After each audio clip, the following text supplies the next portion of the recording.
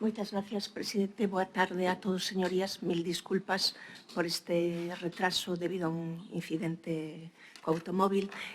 Agradezo a súa asistencia a esta comparecencia que teño o honor hoxe de facer para conmemorar o 10º cumpleanos da Lei do Solo de Galicia.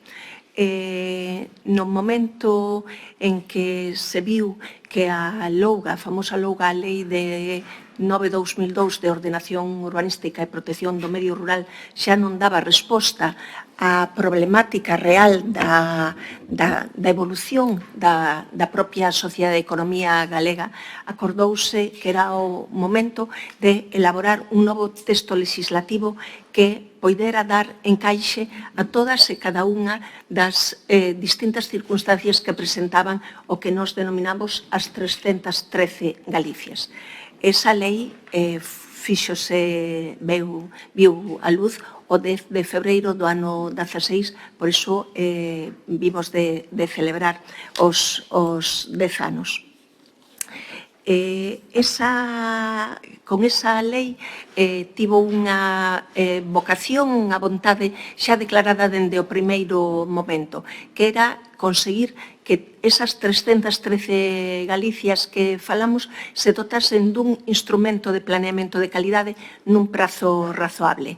Hai un artigo que é mítico para os urbanistas en Galicia, concretamente do que foi alcalde de Compostela, Xerardo Estévez, que dicía menos leis e máis plans.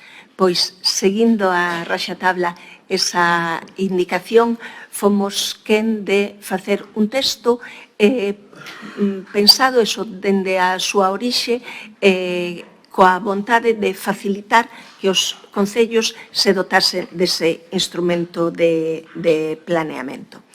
Esa foi a idea matriz, pero englobada nunha todavía de miras máis altas, que era trasladar a todos os galegos a idea do urbanismo responsable. Saben todos vostedes xa a estas alturas, espero que non quede ninguén en Galicia que o saiba, que o urbanismo responsable quere dicir que todos e cada un de nós somos responsables do país que temos. E daquela, todos e cada un de nós somos responsables do que vai do territorio do país que imos deixar ao futuro. Vou guiar esta comparecencia con estes puntos básicos que son os que quero destacar por riba doutros. En primeiro lugar, esa vontade de que todos os concellos de Galicia se dotasen dun planeamento nun prazo razoable pasaba por simplificar a tramitación urbanística dos plans. Dende dentro, unha lei que se elaborou co propio personal da Dirección Xeral de Urbanismo, decatamos que eran dous os focos fundamentais de retraso na tramitación dos plans. En primeiro lugar, era ese xurdir posteriormente a tramitación urbanística a tramitación ambiental dun xeito que eran dúas tramitacións que ían en paralelo, que se facían confluir nun determinado momento, pero que na nova lei xa se integran co conseguinte aforro de tempos. En primeiro lugar, o foco que todos e cada un de nós sabemos que está nas rúas, que o principal atranco na tramitación do planeamento é o recabar os informes sectoriais.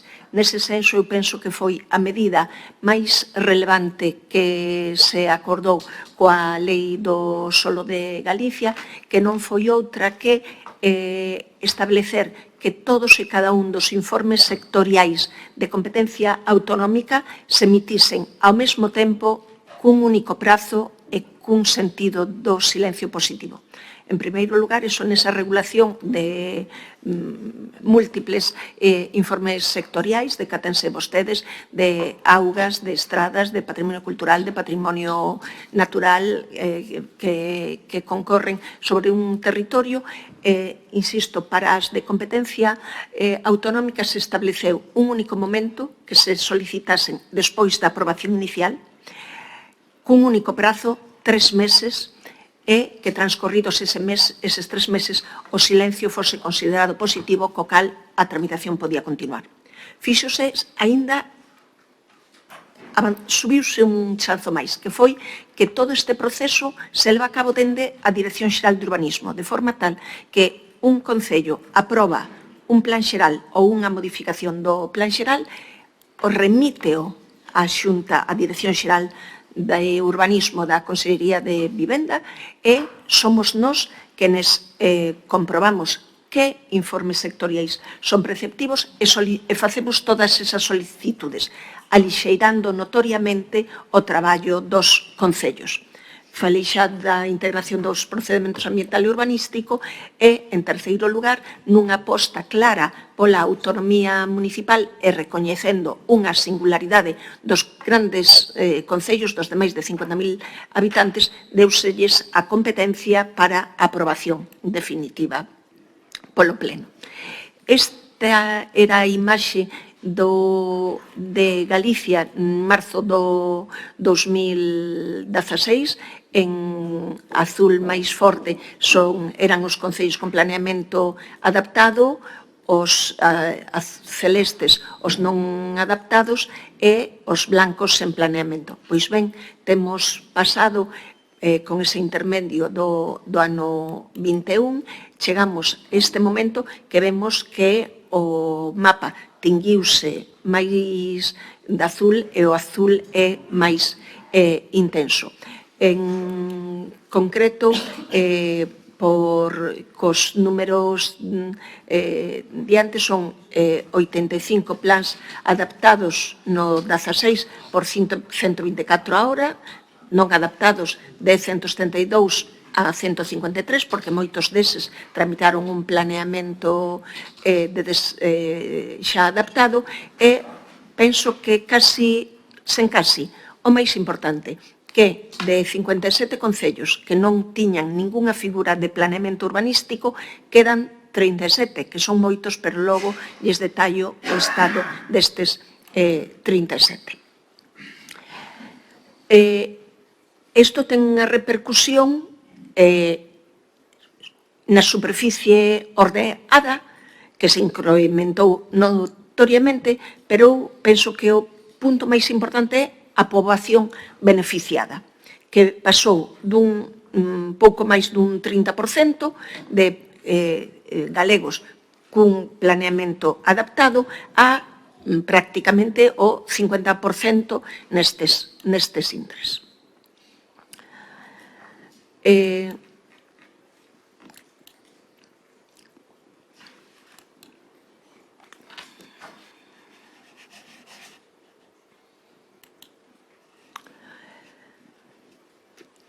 Cantos en tempos témolo medido, bueno, pois temos pasado de 9 a 4 anos, é dicir, pouco máis da metade. As medias son medias aritméticas, o que o seu propio nome indica. Pero o dato máis relevante que eu lles quero trasladar en modificacións puntuais tramitadas ao abeiro íntegramente desta nova lei 2/2016, temos bastantes modificacións puntuais tramitadas en ano e medio, que segue a ser demasiado largo prazo, pero se partimos deses 9 anos, pois é moito que é moi indicativo. Están aquí os concellos que quedan sen planeamento, chamativo o caso de concellos de moita complexidade urbanística, cales son Viveiro, o Grove,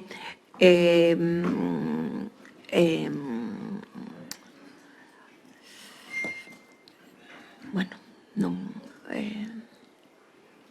Gondomar, que facemos votos porque, bueno, dean un paso adiante, esperamos que podan contar cun planeamento en breve. Son concellos con planeamento suspendido ao beiro de decretos autonómicos de fai 25 anos. Bueno, este entón o... perdón.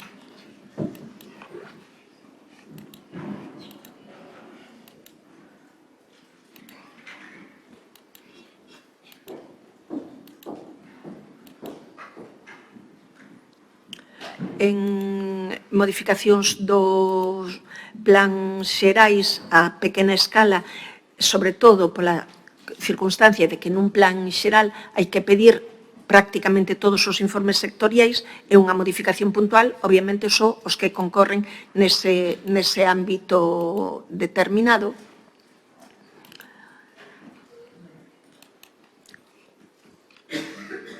Aquí está desglosado, bueno, o que lles veño de dicir.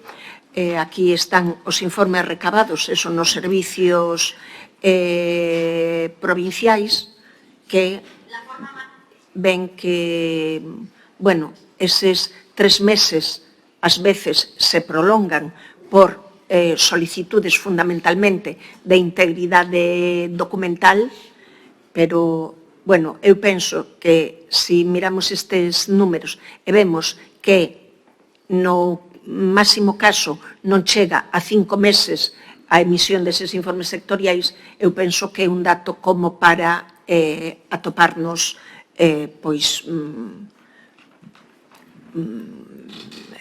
confiados en que o planeamento pode acadar máis axilidade posible.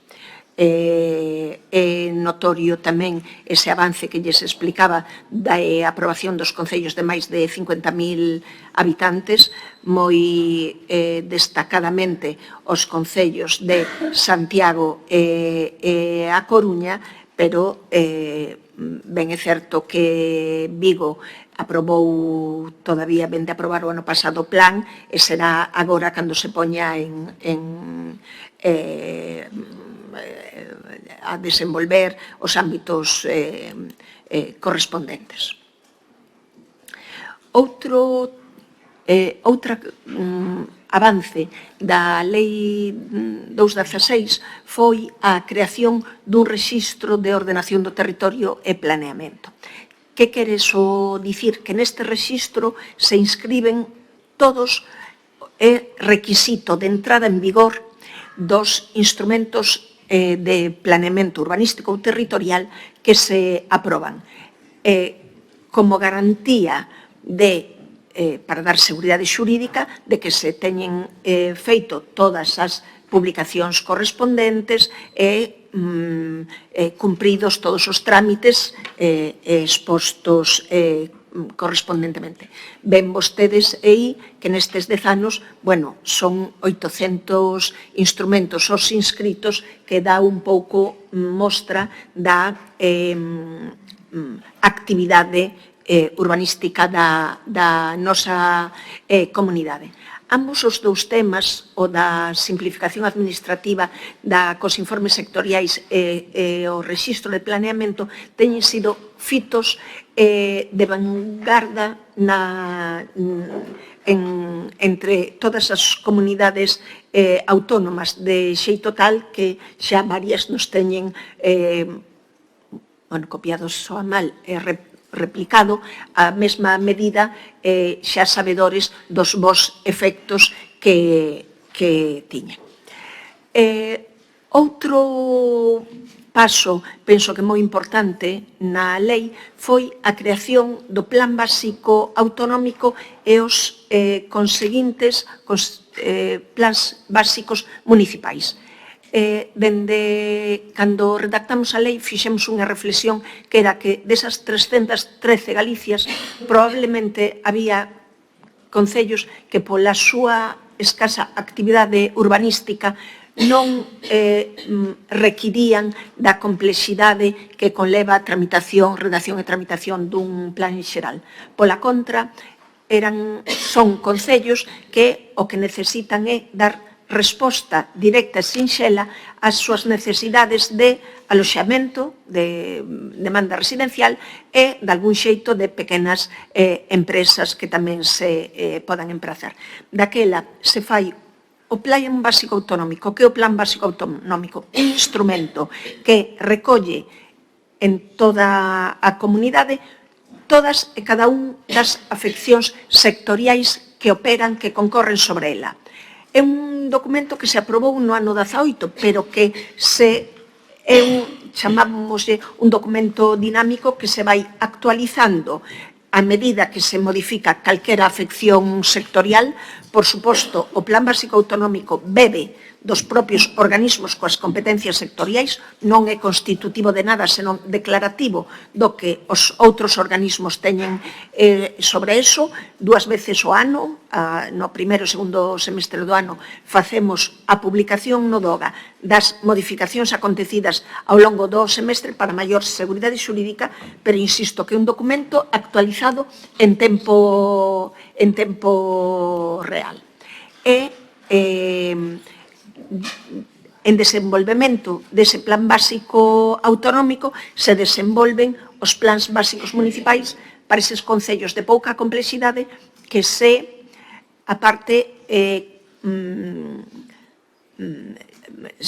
lle poñen 2 fitos medibles. En primeiro lugar, que non conten un instrumento de planeamento urbanístico. Segundo, que señan concellos de menos de 5.000 habitantes.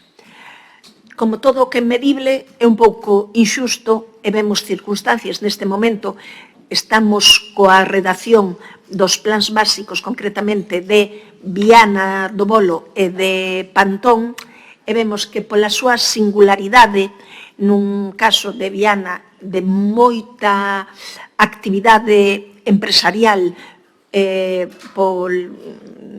diverso tipo, e no caso de Pantón pola súa enorme riqueza arquitectónica, de tecidos, ambiental, pois probablemente foran, dende logo, 2 concellos que merecentes de tramitación dun plan xeral. En todo caso, a tramitación destes plans básicos que fai a Xunta non en absoluto coarta a posibilidade de que os concellos correspondentes tramiten o seu plan xeral.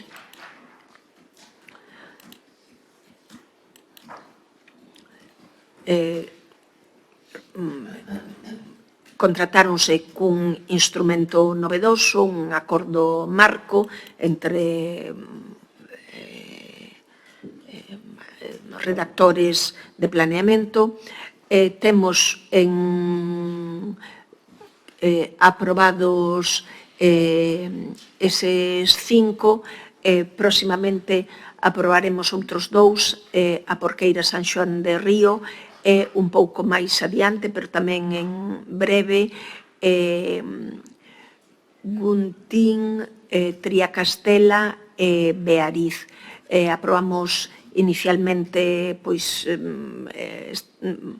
temos 18 en tramitación e con moita axilidade. Outra medida a prol da simplificación de tramitación, as modificacións non sustanciais, que se lles poñe como requisito que teñan un ámbito reducido, que non supoñan aumento do aproveitamento lucrativo, que non reclasifiquen solo, que non incrementen a edificabilidade global de estar en un ámbito, en un área de reparto, e que non incidan en modo algún negativamente nas dotacións públicas, que se tramitan a través da lei das 3 Rs e que aí a tramitación, ao tempo medio de tramitación, xa estamos en 15 meses. Eu, se lles digo a verdade, estas modificacións non sustanciais, o noso obxectivo a medio plazo era a metade deste prazo. Pensamos que 8 meses son prazo máis que sobrado para isto e 18 para o resto. En eso estamos. Tamén nos parece moi importante facer do urbanismo unha caixa transparente que sea accesible a toda a cidadanía. Non só a técnicos, non só a operadores xurídicos, non só para xente especializada nesta materia, senón para calquera persona, non só para cada un dos galegos, senón para en xeral. Temos